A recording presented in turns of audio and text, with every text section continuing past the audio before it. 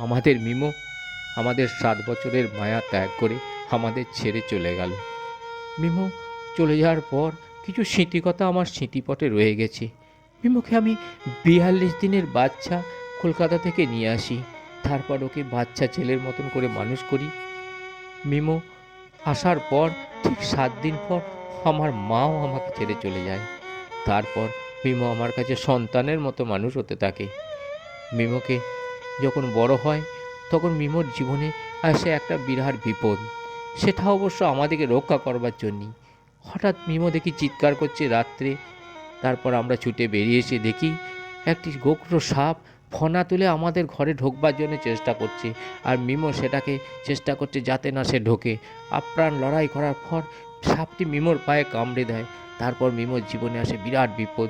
MIMO মৃত্যুর সঙ্গে পাঞ্জা লড়ে 3 দিনের লড়াই করার পর মিমোকে আমি কোনো রকমে ওষুধ, ইঞ্জেকশন, স্যালাইন দেওয়ার পর বাঁচিয়ে নিয়ে আসি। তারপর আস্তে আস্তে বড় হয়। মিমো বড় হওয়ার পর ওর স্কিনে দেখা যায় রোগ, কারণ বিষটা মিমোর শরীরে রয়েই গেছিলো। তারপর স্কিনের রোগটাকেও আমি কোনো রকমের ডাক্তারবাবু নিয়ে এসে ভালো করি, কিন্তু তারপর দেখা দিল কিডনির এফেক্ট করলো ওই বিষটা। তারপর কিডনিটাকেও আমি কোনো রকমের চেষ্টা করছিলাম ওষুধ দিয়ে, কিন্তু ডাক্তারবাবু বললেন আর ভালো হবে না। তারপর হঠাৎ রয়ে গেল। কিন্তু এই 2 দিন দেখলাম প্রচণ্ড আরে শরীর খারাপ। আর হঠাৎ আজকে দেখলাম হঠাৎ সকালবেলা স্ট্রোক হয়ে গেল। স্ট্রোক হওয়ার পর মৃত্যুর সঙ্গে প্রচণ্ড পাঞ্জা লড়ে সন্ধেবেলায় চলে গেল মিমো আমাদের ছেড়ে। মিমো, তাই তোকে বলি, তুই যেখানেই থাক ভালো থাক, ভালো ঘরে আবার জন্ম নে, ভালোভাবে থাক, সুস্থ থাক।